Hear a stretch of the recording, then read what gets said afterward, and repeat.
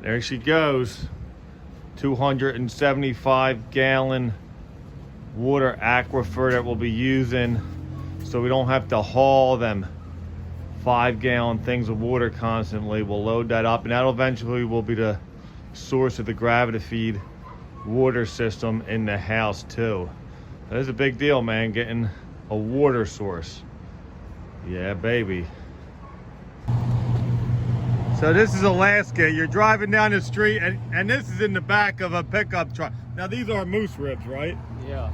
Oh, baby. And I pulled over to get a picture. The gentleman's going to give some to the dogs at home, right? You're a good man. Right when Bernie starts. I put in the most work of the day. They're just. All right, Jack. Now, Explain what you're doing here. so we are digging the frame for the outhouse. Well, yeah, we're digging the hole for the outhouse. That's it, man. Bernie, that's fine. There goes. Oh, that's a big old hole, man.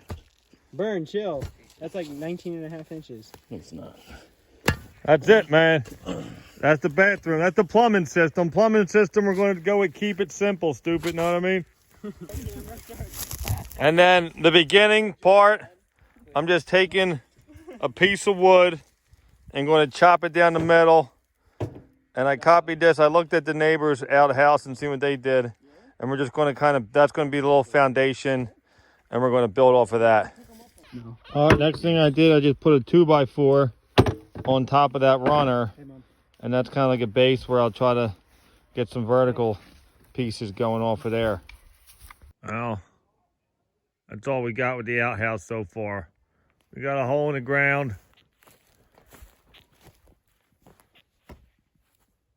I'm going to say it's about 6 feet, 17 inches wide. We got one wall up. We'll put a roof on her. The thing is in Alaska with your outhouses, you have them open. There's only 3 walls. So when you're sitting there, it's neat though. You look at the view. I'm telling you, man, before you knock it, you got to try it, man. Although I know what you're thinking. In the wintertime, it ain't too cool. But you get a little piece of foam rubber. It keeps you warm, man. And then over here,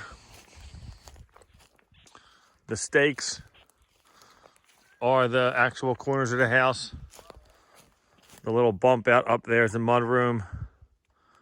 We kind of tilted the property, the house a little bit so we would be in line with the view.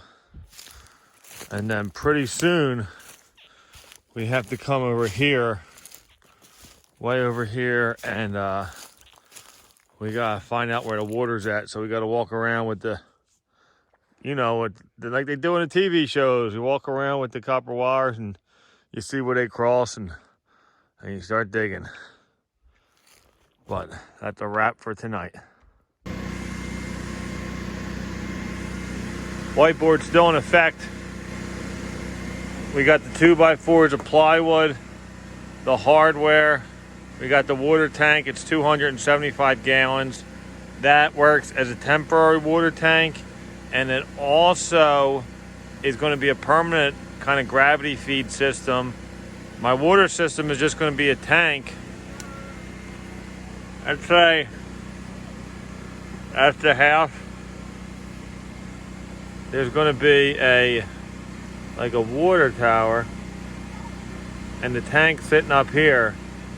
I'm going to somehow pipe that into the house to come down to the sinks and the bathrooms.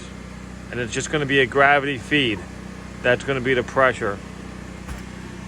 I went to my welding guy, got my gas and air. I got my I ordered it. I got some welding rod. The toilet seat I forgot. I need another DeWalt charger. But the lumber, frickin' plywood, is $37 for a piece of plywood. For an 8x4. I was kind of shocked at how expensive. 6 sheets of plywood was like over $200. It's like, god damn, man.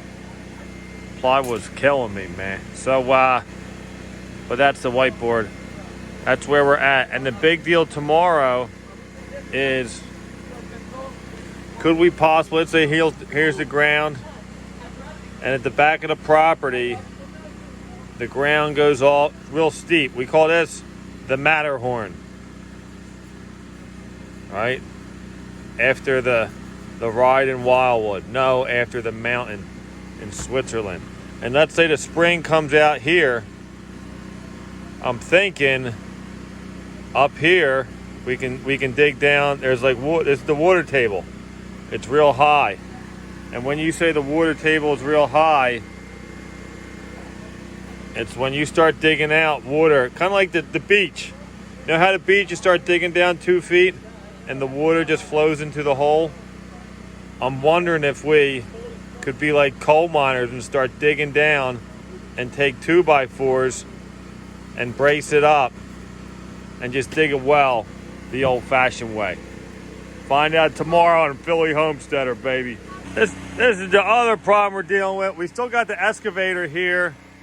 So, but we're looking at this frame. I thought it was strong enough, but now we're looking at it. Damn, it looks kind of flimsy. I'm wondering if you can rig it up or if it's just going to bend right in. It's not steel, it's more like aluminum. Is that going to work if we rigged it here? No, I want it. Pop says no, don't do it. I'm saying go through underneath.